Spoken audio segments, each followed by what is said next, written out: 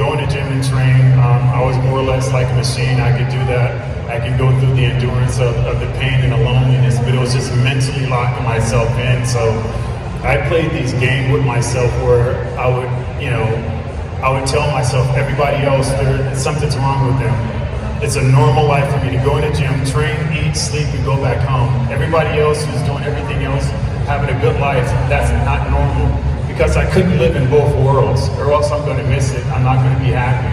So I would brainwash myself that what I'm doing is normal and everybody else is not normal. And that's the only way I would be able to exceed in that, because it's a very lonely sport. It's a very demanding sport. Unlike other sports, it's 24 hours a day and it's all year long. We don't have a season. When it's off season, we're trying to prepare and nurture ourselves. Unlike football, where you can just take time off, or soccer or something like that, it's all day long. It's every 3 hours that you're eating. It's at mind trips. You're constantly there.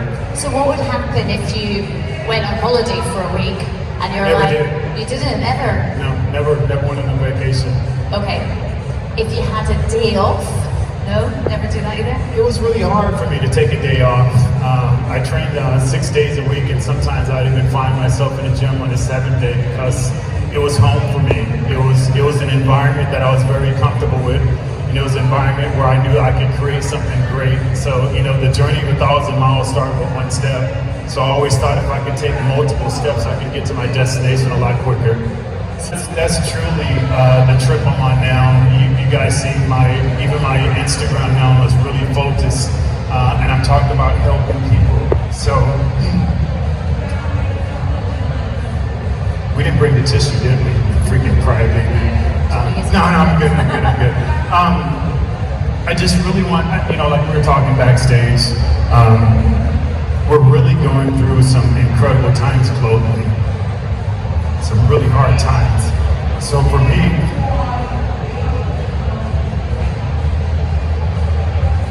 I just want to be this beacon of light.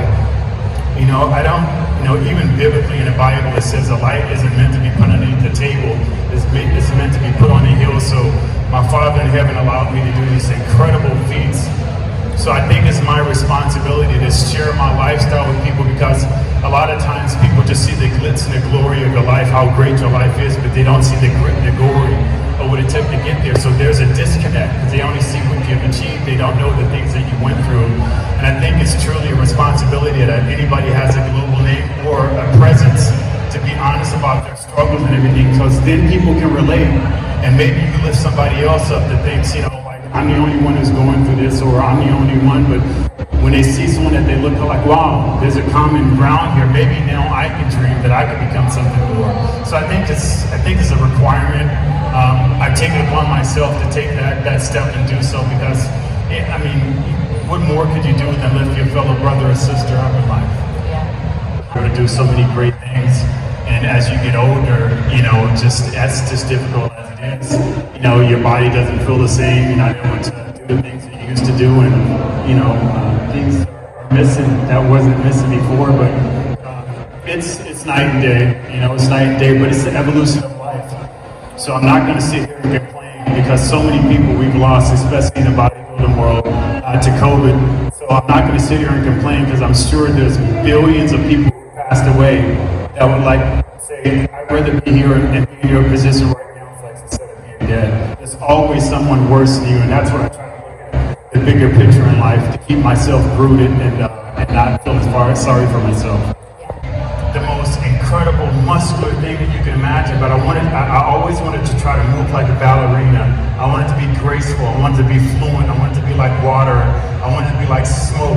Because that's a true, complete opposite of what a bodybuilder normally would be. Muscle bound, can't flex really well, can't do the splits or anything like that. So I want to be the complete contrast of that. And even you just asked me that question, it still brings a smile on my face, because it was just something so beautiful about being on stage and just being able to control the crowd and control their emotions based on what I did on stage. That's just it's amazing raw power that you have. Yeah. Got antennas coming from your head, just to be able to go to other foreign places and people want to shake your hand, not looking at you that you're black, or calling just as a person in your craft and respecting you. I think on the very minuscule level, that's what people just truly You want to be accepted, not to be judged, just to be accepted meritly on the person that they are. And I have that ability, and I have that great ability now. So it's really interesting when I meet people and they say it's an honor to meet you, and I'm like, no, you don't understand. It's my honor that you either want to stand on, in a line to meet me, or you just want to shake my JP hand, or have me sign some piece of paper with my funky handwriting. That's the honor, because you're showing that you respect me and you accept me for the person that I am. I think that money can't buy that. Money can't buy that at all. I would go to sleep and I would dream of what my workout would be, and I couldn't wait to get in the gym just to destroy the weights. And I would be so angry at myself after my workout, because I'm like, how do I beat that? And I go to bed like angry, like how do I push harder than that? And then go to the gym the next day and be able to find that and push harder and continue to exceed and push your limits. I mean, you're right, it's the endorphins, I guess to put it on lame and really low terms, driving your car. Your car is your car. But honestly, when your car is all clean, don't you feel better? Don't you sit up a little prouder? Don't you feel a little bit better about yourself? When your car is dirty, that's just a car you just drive around. So imagine you doing that for yourself. You put in this hard work, you just feel better. I love when I see someone like on their journey, and you can tell they're in their gym and they're trying to lose weight, maybe they're a little bit obese. But after their workout, and they walk out like they're Superman or Superwoman, because you just feel better about yourself. That sweat and everything, and knowing that you're investing in yourself is just something that money can't buy. And nowadays in sport, do you wish that you were doing it now? No, I don't miss it. No, I don't miss it. I don't want to go back. I don't wish it. I don't remember this one. It's a very, for me, it was a very, very lonely, rough lifestyle. Listen, to try to be the best in the world, that's just different. That's just different, as I was saying, yesterday, hey, you want to go and be a boxer, take boxing lessons at the local YMCA. Oh, that's healthy, that's beautiful. Or you want to go run a couple of miles, whatever, to get in better shape. That's great. You want to be the best in the Olympics? There's nothing healthy about that, right? You want to take boxing lessons or martial arts just to be better? Oh, that's beautiful. You want to fight Mike Tyson? There's nothing healthy about that. But trying to be the best in the world is what we're trying to achieve, and that's why very few people can do that. It's like the movie Troy, when a little boy walked up to Arcadius or whatever, and he goes, "You're gonna fight that giant?" "I'd never do that." And he looked at him, he goes, "That's why no one will ever remember your name, because you're not going to achieve greatness." And that's truly what I wanted to do because of my childhood. I wanted to do something that my name would echo in time, and would outlast me, and also just inspire other people. And we don't win. Nobody wins everything. So you have to learn how to be able to take those losses without being defeated, because if you're defeated is when you mentally give up and you just don't try anymore. That's when you just lay down and just take it. So I'm so ultra competitive with everything I do. Everything. I mean, I could be playing swimming pool basketball with my kids, I'm going to beat them. My daughter Pearl, she's like, "Daddy, let me make a shot." I'm like, "Life isn't going to just let me make a shot. Come get this." So I'm just ultra competitive. I'm hardwired that way. So I was just, no matter what, I was still struggling, trying to do better. When you were at the top? Nope. Was it not? And the sport is the sport, but it's an individual sport. So it's those individuals who choose to take a harsh road or a dangerous road that endangers themselves. The sport itself is pure. It is what it is. But I believe that people now rely more on technological drugs or sports technology, what I call the drugs, instead of the pure hard work. Like I said, back in my era, we enjoyed the grind. I couldn't wait to get in the gym just to kill something. Where now, I think most of the competitors now look at it as work. I gotta go to the gym. Are you kidding me? I just love it. So I think that's the reason why. And also for our sport of bodybuilding, I think now people misunderstand the sport. Anyone can do bodybuilding. Anyone can go and work out. That doesn't mean you should be a competitor. There's a difference. If you just want to, again, go in the gym, work out to better yourself, mentally, physically, that's beautiful, that's great. That don't mean you belong on stage. And a lot of people find themselves chasing a dream that's never going to be theirs. And then you put yourself in harm's way because you really don't have the tools, or as the English people say, you don't have the minerals to be doing it in the first place. So you really need to understand what your gifts are and what they aren't. Listen, I suck at basketball.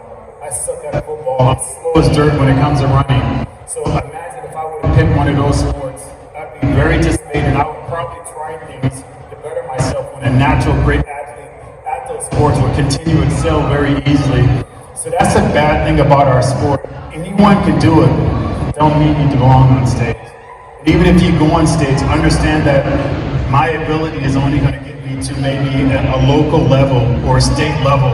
But I think people will push the envelope of help trying to put themselves above that, and that's where you have those consequences. So from that, I hear that you would money that you can pay me to work with someone who's not going to be able to make it. So I interview them first. I really want to understand their mental before we even get any further. So the first thing that would turn me off and tell myself that I'm not going to work with you. If you walk up to me and like, hey Flex, I want to hire you. I want to be the next Miss Olympia. I'm like, yeah, go find someone else. You know, because you've already told me you've set yourself a failure. Look how many Mr. Olympias there were. I couldn't even do that for myself. And you're coming to me and your first thought is, I want to be the next Mr. Olympia. You've already set yourself a failure. And no matter what, I'm going to fail you. Or you're going to look at me as if I failed you because I didn't get there. Now, if you say, hey, listen, I want to be the best I can. I want to compete to see how really good I can be. Let's go get that. But if you set yourself a failure or what I feel failure, I want you to go and have somebody else be a part of that. A lot of times I tell them, go take that money and go talk to a stream because they'll help you a lot more than I am. Move forward and take that and learn from there moving forward. Because the truth is, again, you're setting yourself up for failure because you can't go back. So you're dwelling on something that's never going to happen. Why not focus on something that you have a little bit of control over, and that's your future. So you should invest in that instead of the past. Well, I did go to dark places at that time, but you know, it was a year in the making of me losing my leg. I started having difficulty walking, extreme amount of pain. For over a year, I went to all these various different specialists and stuff like that. So it kind of started preparing me for, I just knew something was wrong, and finally I ended up getting rushed to the hospital because my whole right side had went numb. And my doctor said, get to the ER immediately, and they told me that you have a DVT. I went in and my blood pressure was 220 over 210. So that kind of set the stage there. Excuse me. Got a frog in my throat. It's not that I'm crying or anything like that. No, yeah, I make jokes off of very difficult situations. That's the only way I can get through life, is just laughing at myself sometimes. But I got really lost. So you went to I had to cry like a baby. Going in legacy to me. It's easy. I just truly, I don't want to be identified as an athlete. You know, I remember the great Will Chamberlain. It was harshly looked at because he would always say, you know, I'm not a basketball player. I play basketball.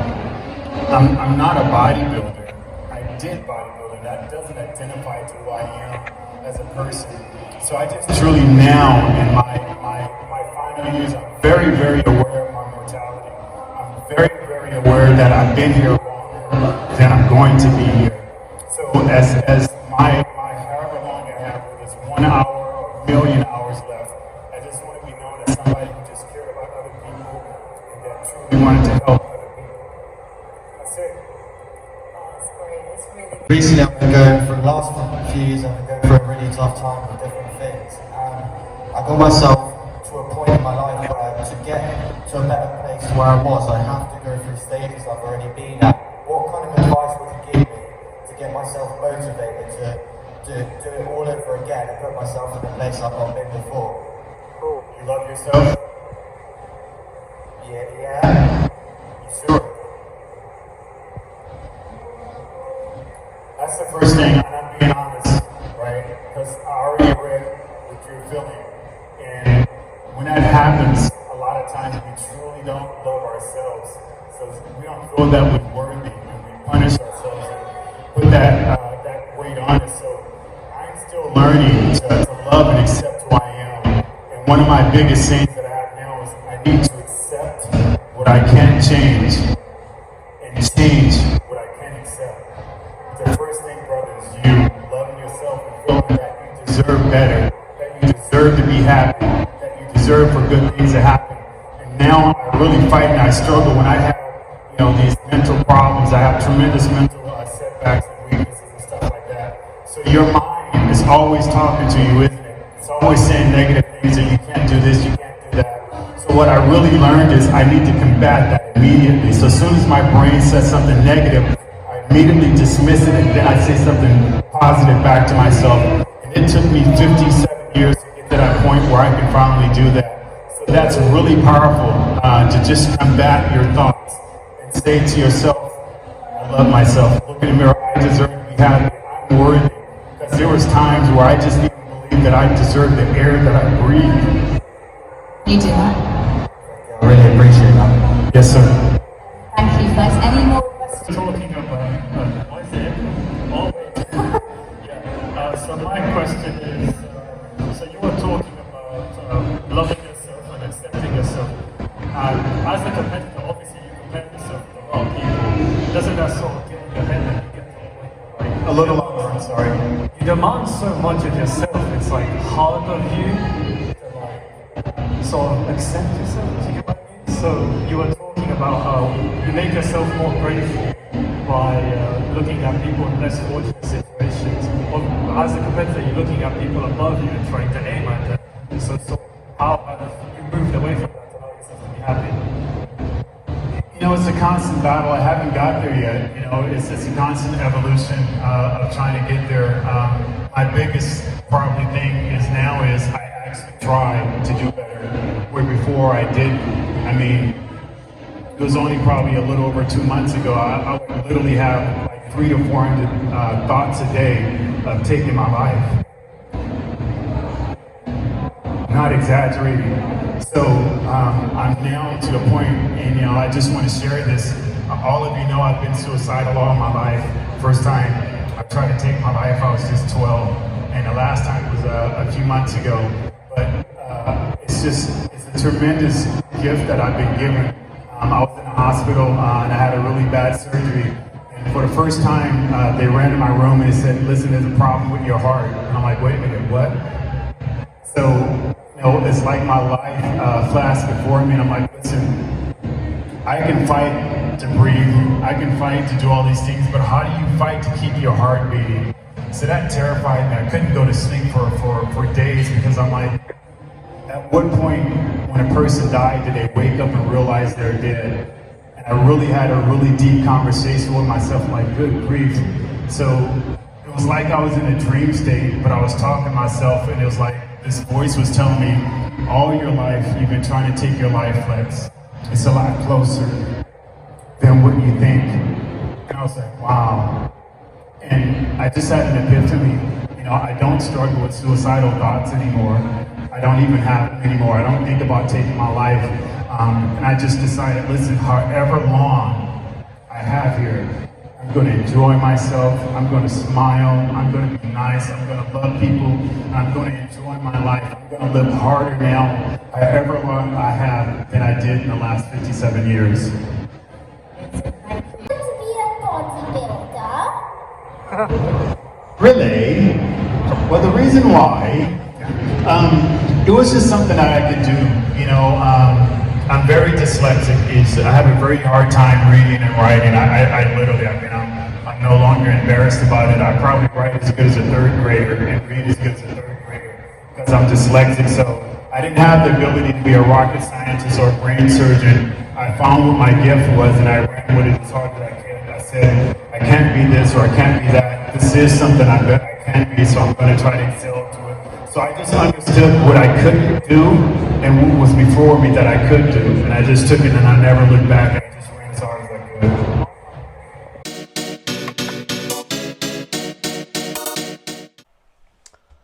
I just realised when making the edits to this video of the Arnold Expo Day 2 with John Yates and Phillips Wheeler that I didn't do a debrief or a outro, and that's bad of me. But here we go.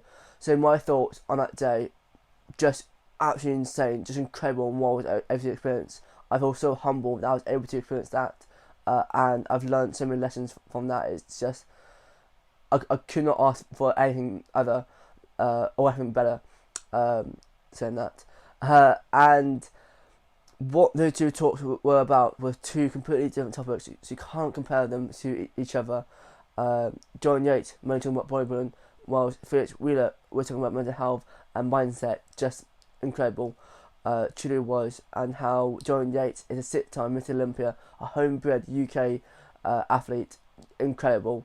And then Felix Wheeler, even though he never won a Miss Olympia, his life experiences, his hardship is just so saddening, but also so inspiring at the same time. Just incredible, and to be able to meet them, to chat to them a little bit, it's just wow. That will stay with me for the rest of my life, because those two gents are just incredible human beings, and I just feel honoured to be able to say hi to them. Even though the artist human beings at the end of the day is just what they've done in their life is just so inspiring, because it is.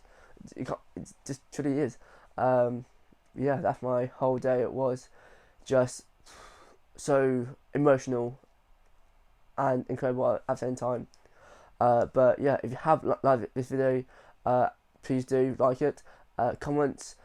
If you have dealt with any mental health issue, if you have a favourite part of this video, comment down below. And any videos that you would want me to make, I'm more happy to make them. Just put them down below and I will look at them. Other than that, here's 2 other videos to go and watch, and I will leave you there. I hope you have a lovely rest of your day, and I'll see you guys later in a bit. Peace.